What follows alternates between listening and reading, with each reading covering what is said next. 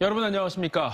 응급 환자를 이송하는 사설 구급차는 택시처럼 미터기가 있어서 정해진 금액을 지불하는 구조입니다. 그런데 충남의 한 사설 구급차 업체가 환자나 보호자들이 이런 사실을 모른다는 점을 악용해 기본 요금의 2배가 넘는 바가지 요금을 받아온 사실이 드러났습니다. 알고 보니 아직 허가 등록도 되지 않은 업체였습니다. 양정진 기자의 단독 보도입니다. 홍성에서 사설구급업체 운전기사로 일하던 김 씨. 해당 업체에선 김 씨에게 기본 요금이 3만 원인 일반 구급차를 7만 5천 원인 특수구급차로 속여 환자들에게 비싼 요금을 받으라고 시켰습니다. 미터기는 모자를 씌워 가려놓고 비싼 가격을 받았고 카드기가 고장났다며 현금 결제를 강요했습니다. 일반 구급차를 요금 받으면은 사무실 운영이 좀 힘들다고 해가지고 제가 직접 보호자한테도 날씨가 추워서 카드 기계가 이게 잘 안 된다. 현금 있으면 현금 주시고 아니면 통장 계좌번호로 그때 송금해 주십시오. 김 씨는 불법 행위를 강요했다며 회사에 이야기했고 해고 통지를 받았습니다. 업체 측은 김 씨를 해고한 이후 일부 환자와 보호자들에게 바가지 씌운 요금을 환불해줬습니다.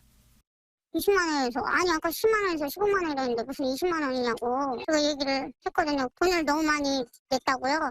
6만 3천 원을 다시 돌려주겠다고 그러는 거예요. 운전하시는 분이 잘 몰라갖고 또 온 지 얼마 안 돼서 잘 몰라서 사고가 있었다고.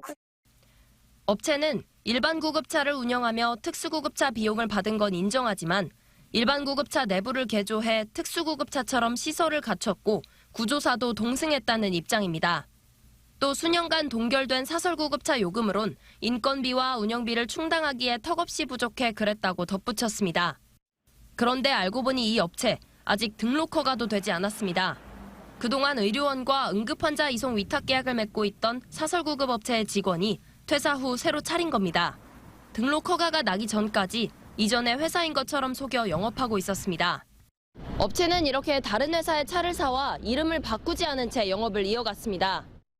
해당 의료원은 이 같은 사실을 전혀 몰랐다는 입장이고 관할인 충남도는 그동안 민원이 없어 조사를 못했다며 앞으로 점검을 강화하겠다고 밝혔습니다.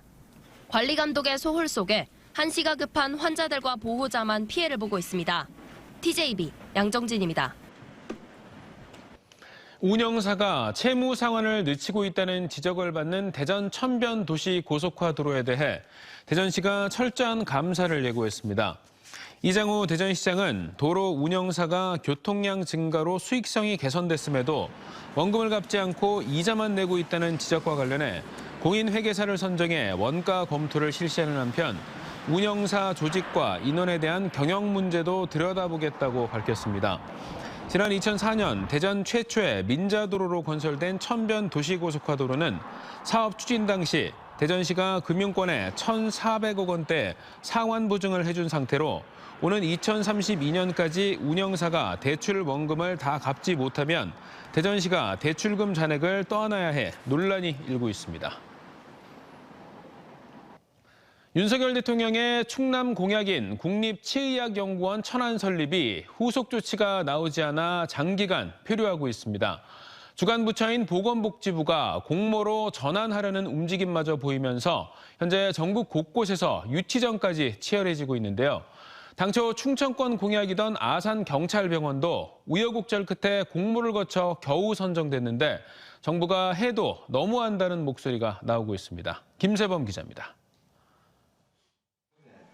국립치의학연구원은 치의료 계통의 기술과 치료제, 기계, 설비 등을 연구 개발하는 메머드급 국가기관입니다.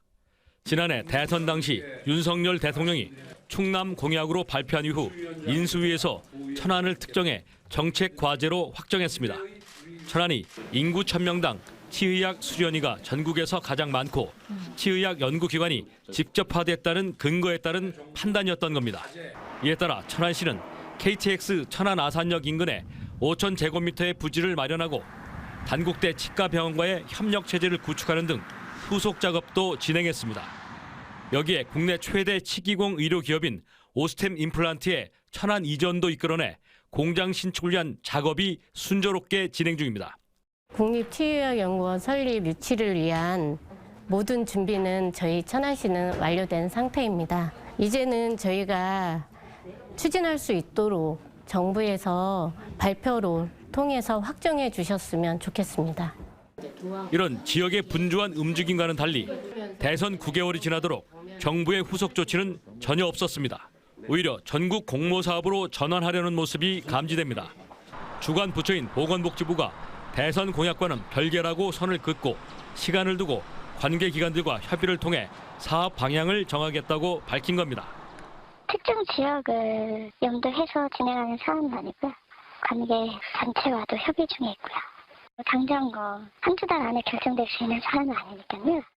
애매모호한 정부의 자세, 전국 곳곳에서 유치전에 뛰어들며 혼란만 가중되고 있습니다. 부산시는 대한치과의사협회와 MOU를 맺고 치의학연구원을 지역 핵심 사업으로 부각시켰고 광주와 대구도 최적지임을 강조하며 가세했습니다. 더구나 같은 충청권인 대전은 최근 지역 치과의사협회를 중심으로 유치위원회를 발족하고 본격적인 홍보전에 나섰습니다. 충남의 대선 공약은 육사 논산 이전이 희박해졌고 경찰병원 아산 분원 역시 전국 공모라는 험난한 과정을 통해 선정됐습니다. 충남의 대선 공약들이 번번이 순환을 겪고 있는 가운데 국립치의학연구원의 천안 설립도 쉽지 않은 여정을 예고하고 있습니다. TJB 김세범입니다. 천안시의 한 출연기관장이 직원들에게 폭언과 성희롱을 일삼았다는 의혹이 제기돼 조사가 진행되고 있습니다. 직원들은 A 원장이 여성 직원들에게 예쁜 몸매를 가졌다는 등의 성희롱 발언을 자주 했으며 시간외 신청에 대해선 거지근성이라는 말로 비하하는 등 직장 내 갑질로 비칠 언급을 자주 해왔다고 주장했습니다. 이에 대해 A 원장은 성희롱 발언은 일절하지 않았으며 시간의 수당 관련 발언도 다른 말을 하는 과정에 표현됐을 뿐 진의는 아니라고 반박했습니다. 대전 소년원의 전 간부가 회식 중 부하 직원을 폭행해 벌금형까지 선고받았지만 소년원 측이 징계를 하지 않아 논란이 커지고 있습니다.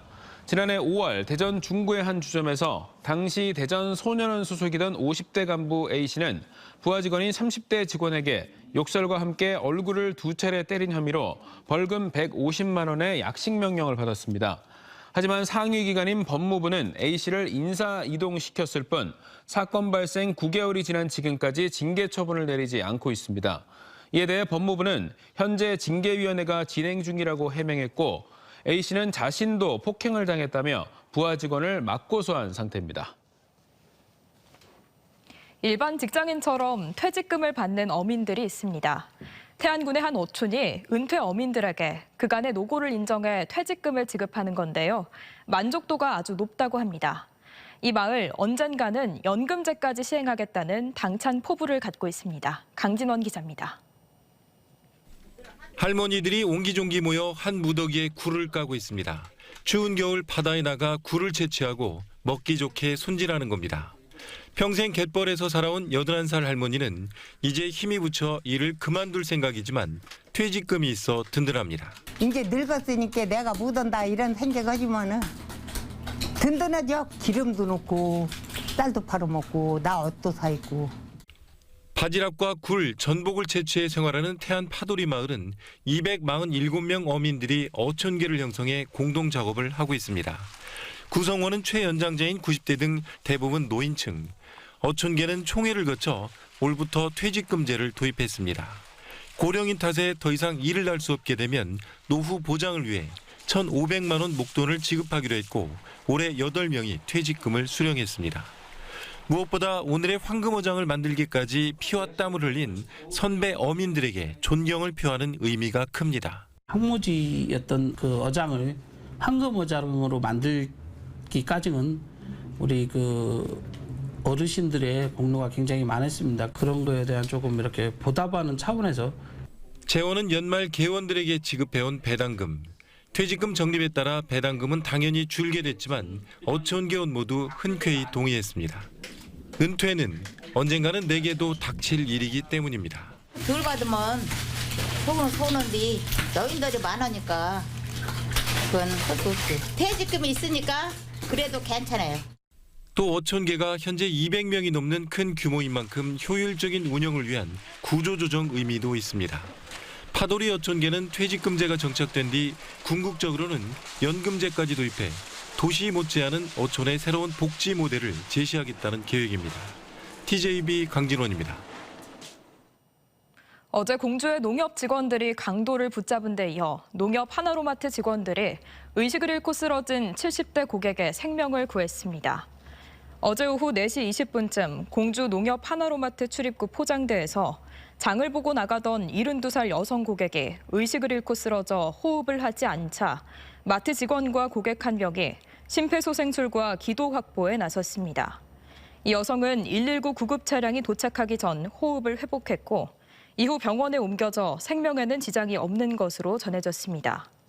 어제 같은 농협에서는 직원들이 흉기를 들고 3,700만 원을 빼앗은 강도를 쫓아가 돈가방을 회수한 바 있습니다. 마약 밀수가 국제 우편, 특송 화물 등을 중심으로 갈수록 교묘해지고 대형화되고 있습니다. 유통이나 사용 장소도 생활권 주변으로 깊숙이 파고들고 있는데요. 단속 당국은 우리나라도 이제 마약 소비국이라는 인식 아래 마약과의 전쟁에 돌입했습니다. 김건규 기자입니다. 콩고발 수입 화물에서 구슬 모양의 공작석을 깨보니 메트암페타민 즉 필로폰 3,900여 그램이 나옵니다. 특송 화물로 들여온 알루미늄 야구 방망이 안쪽에도 특수 제작된 플라스틱 상자 바닥에도 필로폰이 숨겨져 있고 태국발 국제 우편 속 인스턴트 커피 봉지 안에는 야바라는 마약이 섞여 있습니다. 승용차 내부를 뒤져보니 지갑과 가방에서 신종 마약류인 MDMA와 필로폰이 적발됩니다. 이게 MDMA 맞죠? 네? MDMA 맞죠? 캔디. 이거. 메탐. 판매용이지?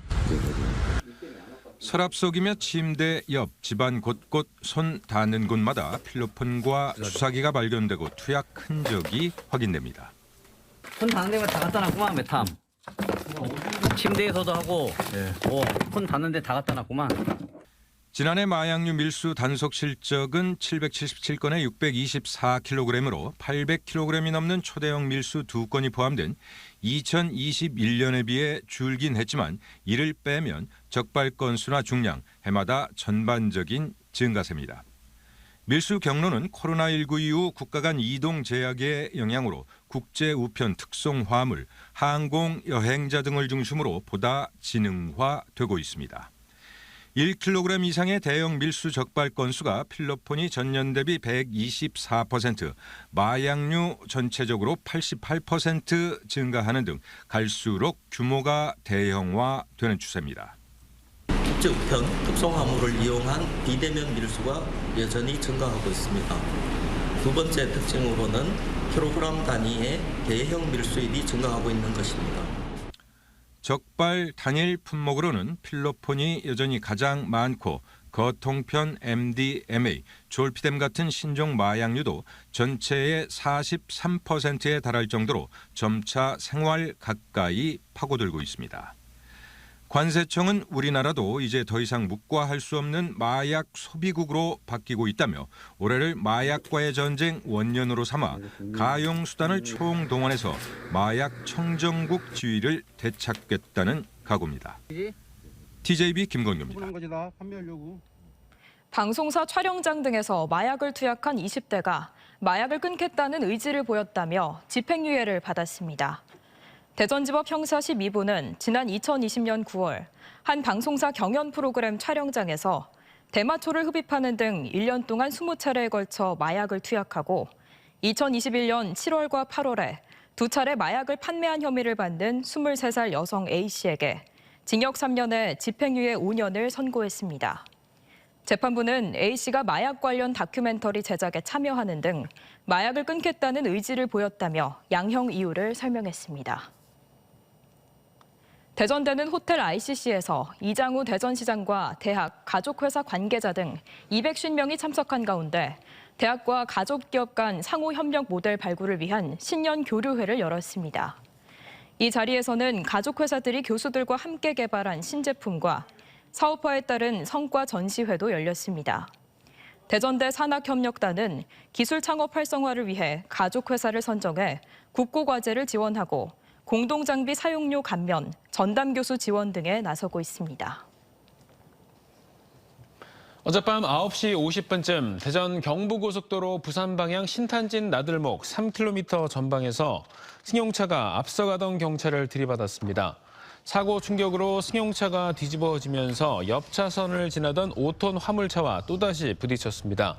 경차 운전자는 목과 허리 등을 다쳐 병원에서 치료를 받고 있으며 경찰 조사 결과 사고를 낸 50대 승용차 운전자의 혈중 알코올 농도는 면허 정지 수준으로 확인됐습니다. 코로나19 방역 조치 완화와 함께 해외여행 수요가 늘면서 여권 발급에 최대 2주가량 소요되는 것으로 나타났습니다. 홍성군의 경우 지난 2019년 월 평균 455건이었던 여권 발급량이 코로나19 팬데믹이 있던 2020년과 2021년 64건으로 크게 줄었다가 현재는 400건으로 종전 발급량을 거의 회복했습니다. 이는 전국 대부분이 비슷한 상황으로 여권 신청량이 급증하면서 평균 5일 정도였던 발급 소요 기간이 최근 2주까지 늘어난 것으로 나타났습니다. 세종시가 올해 지역화폐인 여민전 발행 규모를 지난해보다 10% 늘어난 3,630억 원으로 확정했습니다. 다음 달부터 개인별 구매 한도도 월 30만 원에서 40만 원으로 10만 원 증액되고 적립금도 5%에서 7%로 2%포인트 상향 조정됩니다. 세종시는 올해 지역화폐 국비 지원액이 작년에 절반 수준으로 줄었지만 소상공인 회생과 지역자금 역외유출 방지에 도움이 된다고 판단했다고 밝혔습니다. 대전보건환경연구원이 각종 의료 폐기물을 전용 보관 창고가 아닌 냉동고에 보관해오다 감사에 적발됐습니다. 대전시 감사위원회에 따르면 보건환경연구원은 지난 2019년부터 지난해까지 의료 폐기물을 외부인이 자유롭게 드나들 수 있는 본관 복도 등 두 곳에 잠금 장치 없이 보관했습니다.